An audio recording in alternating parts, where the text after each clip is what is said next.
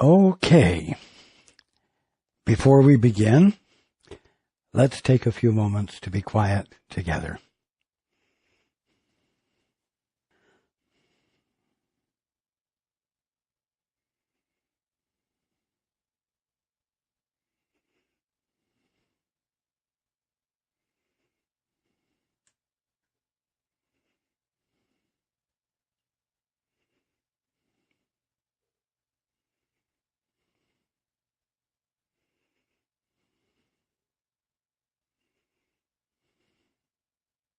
Good evening, and welcome to everyone who's joining us on the internet. The last time we were together, we talked about bearing witness and the difference between bearing false witness and bearing true witness. And for a brief review, bearing false witness is when you witness to your definitions, your beliefs, your confidences. It's when you bear witness to mutual agreements that you have made with each other, but not with God.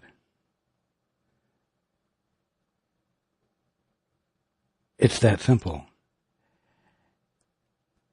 More importantly, bearing true witness is to bear witness to God, to bear witness to creation as it truly is. Bearing witness to creation is to glorify God.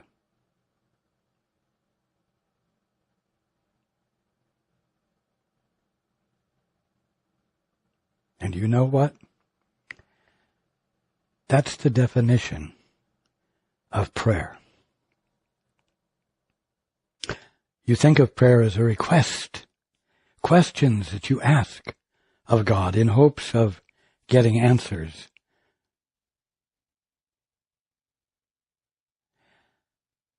But prayer is sharing what you have learned as a result of setting aside your best judgments and your best ideas, because in the silence you have asked, what is the truth here? I want to know the truth about this, that, or the other thing. That's not the prayer.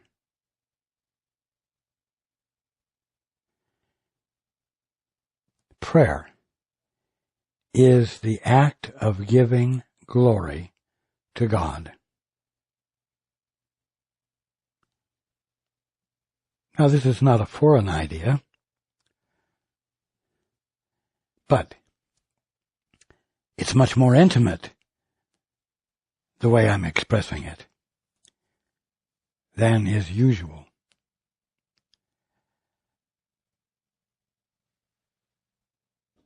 When you pray, you give evidence of God by expressing God's meaning.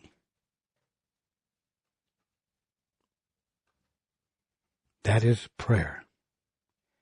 Prayer is a gift. It's not something where you ask to get. This is very important. Now,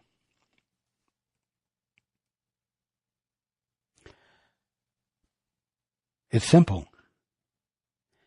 There's only one thing confronting you at any given moment, at any point in your day or what you call your life.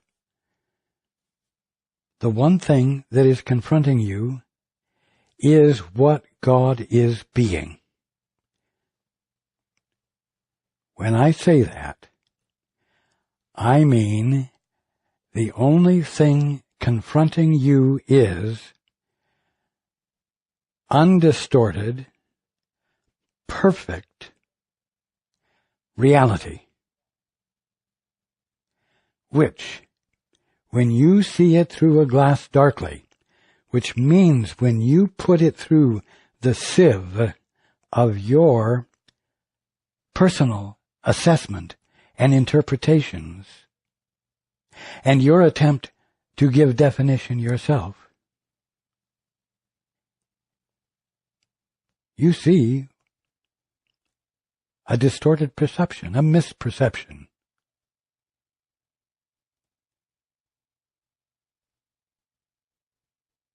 But your perception is not what is there.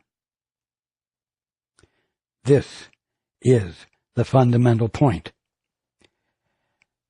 Because your perception is not what is actually there, because what I will call mankind's perception as to what is there is not based upon a joining with that which has formed it, you are seeing something that is not only unreal, you are seeing something that can disappear instantly. And what had been a bondage to you will not be present any longer without any process to its disappearance. That is the importance of it.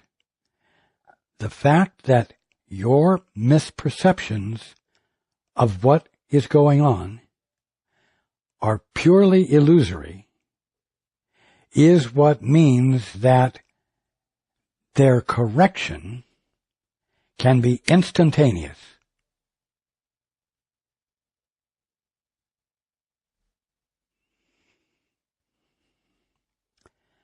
Be with that for a moment.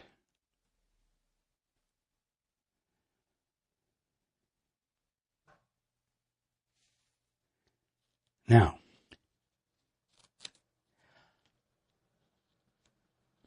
everyone's familiar with the feeling of not fitting in, of not belonging. Most of the time, you have these feelings relative to groups in your society or your community or your family. But at times, you experience it on a larger scale. Like, you do not belong here, quote, in the world. You see, you don't fit in the world, in this universe, in this, quote, material, unquote, universe. You see? A book was written entitled Stranger in a Strange Land. And you feel at times like a stranger in a strange land, foreign to you, unnatural to you.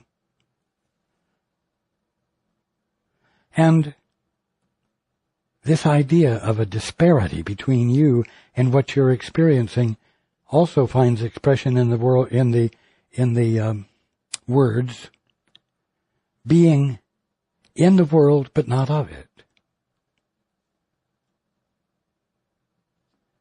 You see, as though there's a discrepancy that is actual. And so, even metaphysically or spiritually, the idea of being intelligent and careful not to be deluded, you need to make sure that if you're in the world, you're not of it. This is careless thinking. It is an idea which absolutely blocks the opportunity for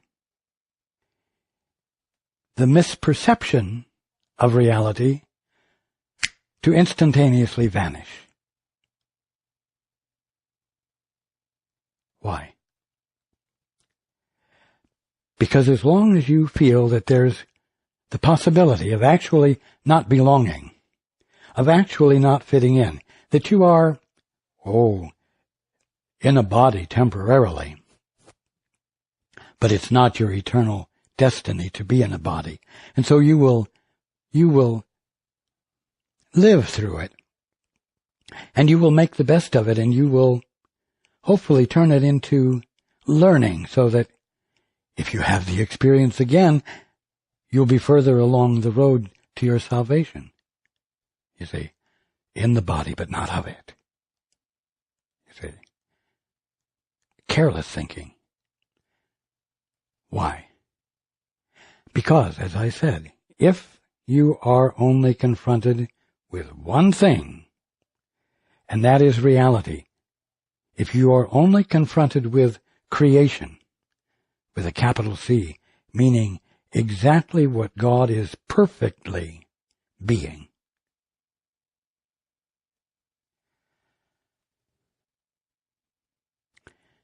then your way out of your misperception, the path, if you will, the direction to move in, is right into that which you're calling the strange land. The very thing that you do not feel you are a part of. As long as you indulge in the idea that there is a world that you can be in but not of, you will always be being alert. You will always be scanning your experience to separate what's valid from what's invalid, so that you don't get sucked in and end up being, quote, of the world, unquote. And yet, anything you pick in the world, point at, and what you're pointing at is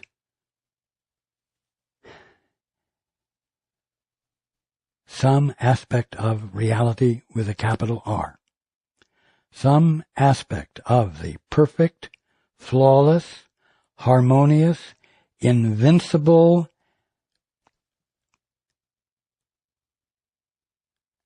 creation of God. And if you want to cut through the illusion, you've got to home in on the very thing that you would avoid. You've got to be willing to look at any part of your world with the conscious intent to discover God there. You see, the world is not something to rise above. You're not to rise above the world, but you are to pierce the misperception. And you're having a misperception of something specific. And the something specific is reality, the presence of God. So, you've got to be willing to give your attention there, anywhere at all. Give your attention there with the conscious desire to see God there, and abandoning your best judgments and assessments and definitions, and saying, what is the truth here, Father? You see? Do not let this artificial discrepancy between you and a world that you're not to be of, let it become an invalid concept. Because until you do, there are parts of your world that you will avoid because what? Well, they're beneath you, or they are too immoral, or they are unworthy of your attention or your blessing. That part of the world doesn't deserve it. Is that not arrogance? Is that not self-righteousness? You can see now how self-righteousness will, by virtue of the way it functions, cause you to withdraw your attention from the threshold of awakening.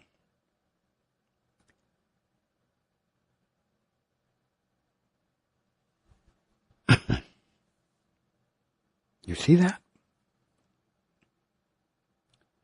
This is important. You must become single-minded, single of purpose. You must get up every day and go through your day with the intent to see the presence of God everywhere. Everywhere you look. Any place you give your attention to, any one you give your attention to. Oh, well, they don't deserve it. Oh, they don't want to hear it. They don't want to know the truth. You see, I do. They don't, and a lot of others don't, and that's why I don't fit. That's why I don't belong. You know what? When you drive along a road, you see for sale signs. And sometimes the property that is for sale is a dilapidated property.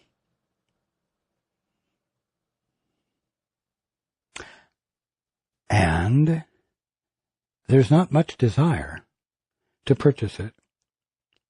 Of course, unless you see a way to make a buck. But that's not my point. My point is that when you see a dilapidated property, is it a place to see as foreign to you, unworthy of your attention? Or do you see it as an opportunity to restore its original intent, to redeem it to its original state? You see what I'm getting at?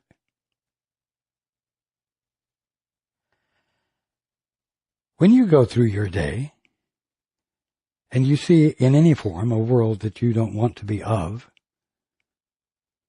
or a group that you don't want to be of, or anything else that you use as a means of separating yourself, isolating yourself from, you need to catch yourself and recognize that here is an opportunity for redemption, and that is the purpose of that moment. Because until you do it, and until you wake up, that is the only thing you should be giving your attention to. Because that is the only thing that will free you from the misperception of the kingdom of heaven and reveal to you the kingdom of heaven that it is right now. That's why it's the only thing to do. The only thing to do is that which wakes you up.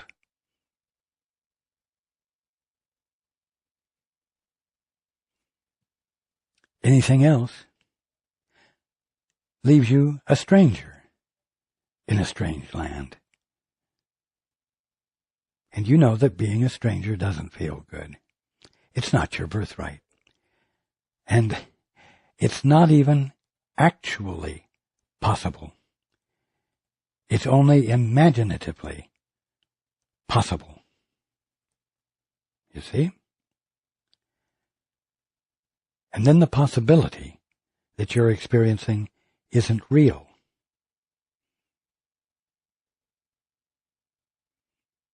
Some of you have the experience of a sudden shift of perception where what wasn't real vanishes and what is in its place is the opposite.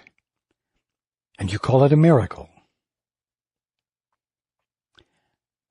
If that has happened once in your experience, or if that has happened once to someone else in your immediate experience where they are close enough for you to catch the meaning of it, then you understand what I'm talking about and can bring your commitment more easily to the task I'm talking about.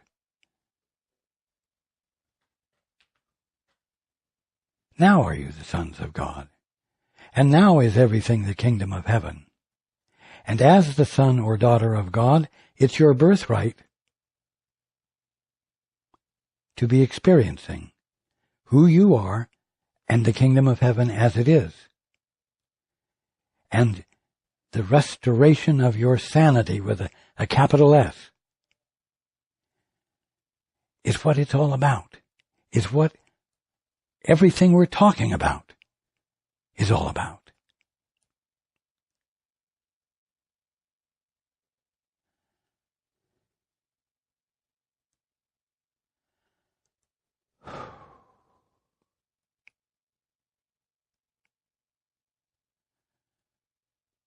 Watch out.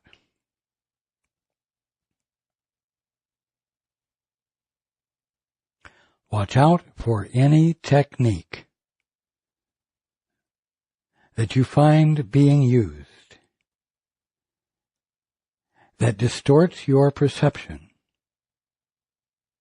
and causes you to doubt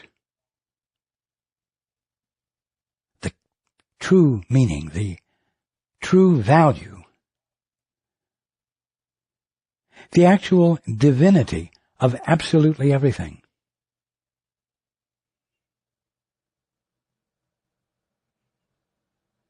Which seems to justify your standing apart from it, rising above it, as they used to say.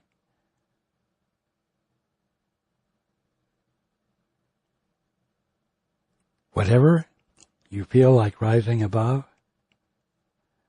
whatever you feel uninclined to expend the energy on, catch yourself and give your attention and energy there.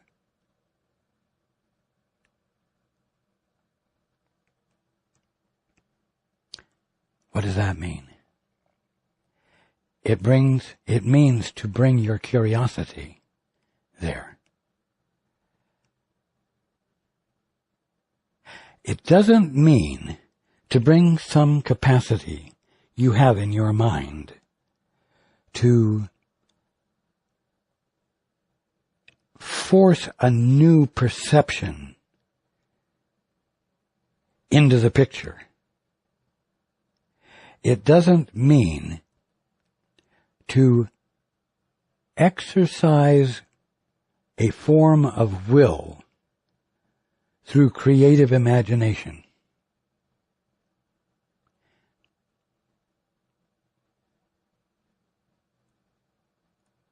It calls for peace in you. It calls for silence in you. It calls for the humility in you that allows you to abandon control, which means creating new ideas or abiding by ideas already established in your mind, and making room for what you're not expecting, making room for what you don't know, which isn't the exercise of will at all. It's the presence of yielding. You hear that? It's the presence of yielding, letting in.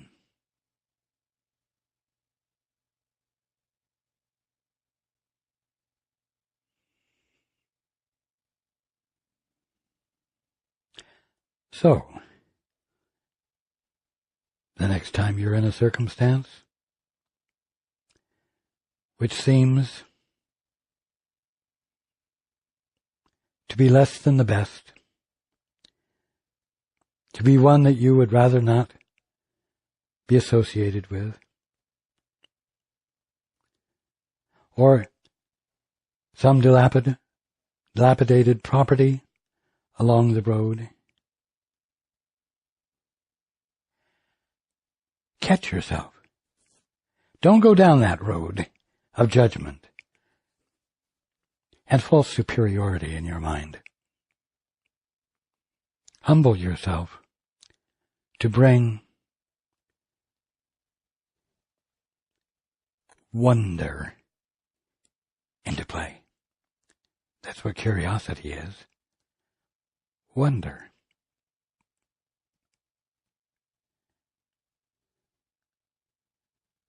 I wonder what the truth is. I wonder what is actually right there, where I seem to see a strange land that I don't fit in.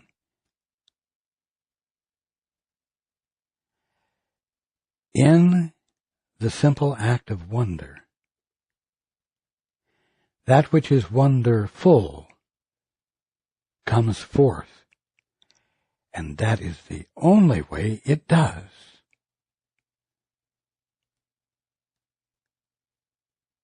You see?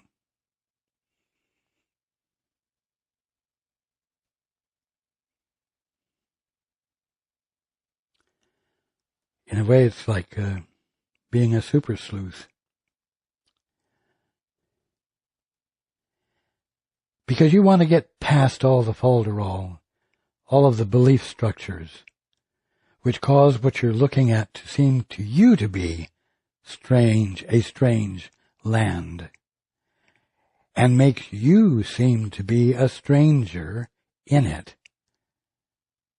When the fact is that as the holy son or daughter of God, you are inseparable from creation in all of its flawless perfection.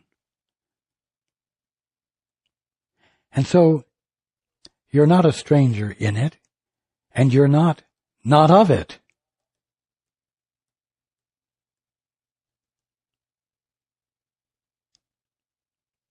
It's a unity.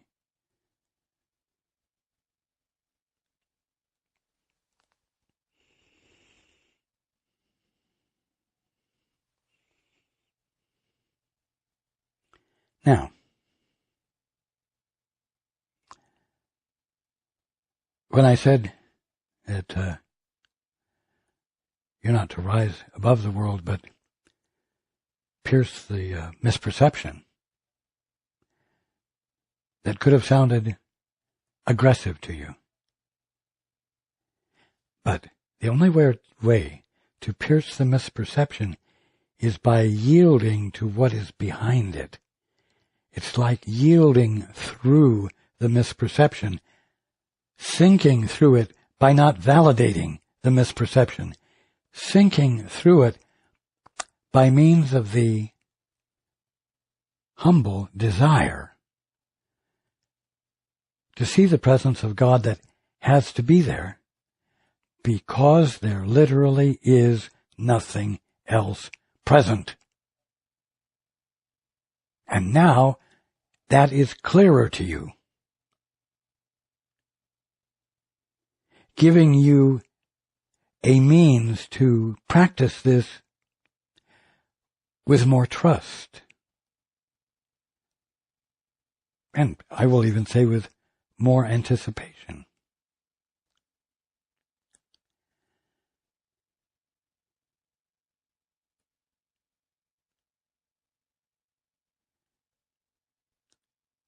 wherever you are, whatever you're experiencing, be present with it. Not judging it and standing apart from it, above it, superior to it.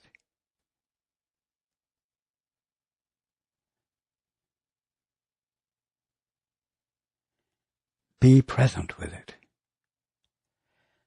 Sink into it. Knowing that you're not sinking into the current definition you're holding of it, but that you are sinking into the presence of God that is what is there,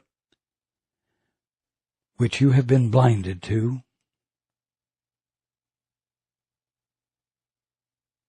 but which it is your birthright to be experiencing,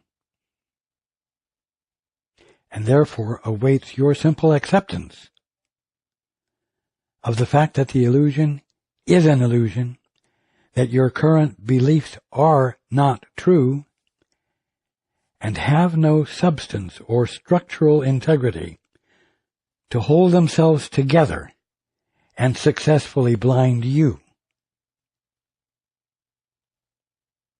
Therefore, they can collapse instantaneously and will collapse instantaneously.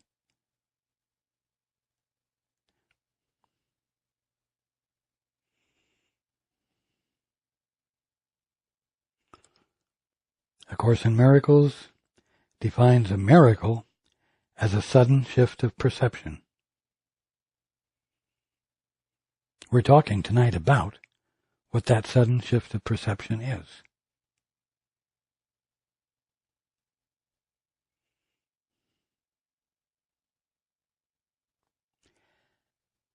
Be careful not to take the definitions you are applying to your world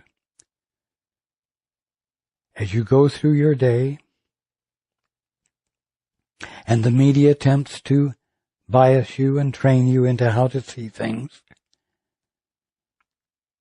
Be careful that you do not take your perceptions seriously, else you will be trapped a little longer until you can remember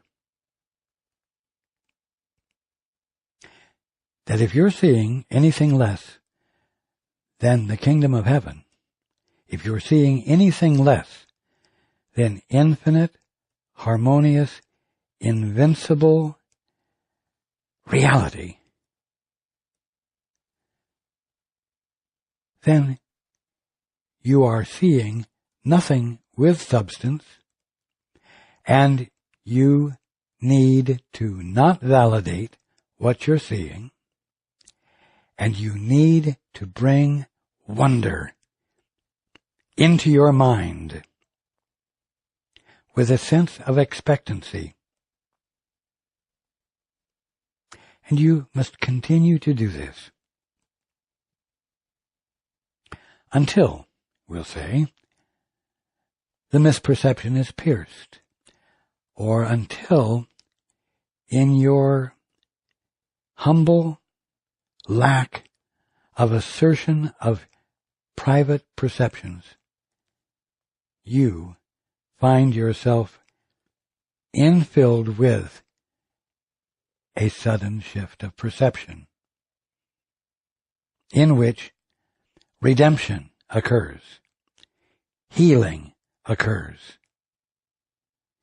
Everything is redeemed to its spiritual original.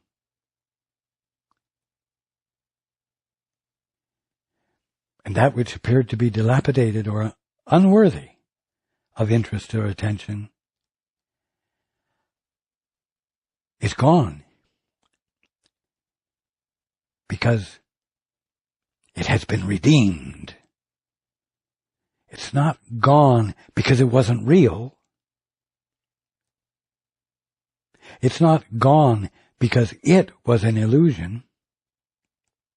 It's gone because the misperception you applied to it was abandoned by you when you began to wonder.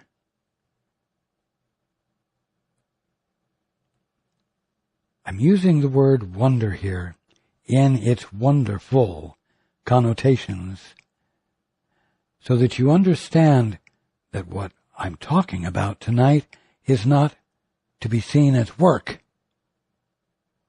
It's not a labor to engage in. It's a joy to allow.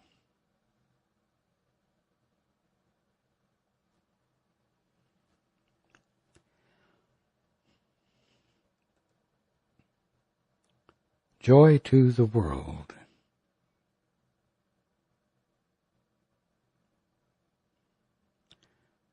Joy to the world coming from you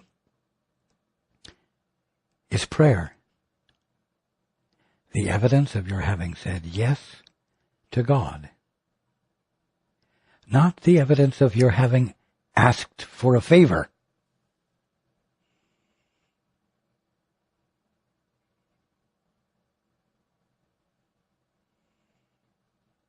But because you don't want to hold yourself, you holy Son of God or holy daughter of God, you don't want to hold yourself separate from the very source of you one moment longer.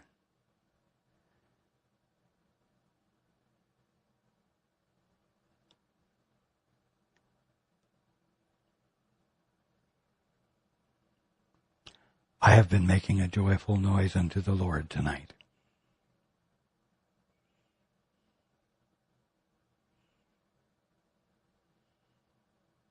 And I'm sharing it with you and inviting you to join me in doing the same thing.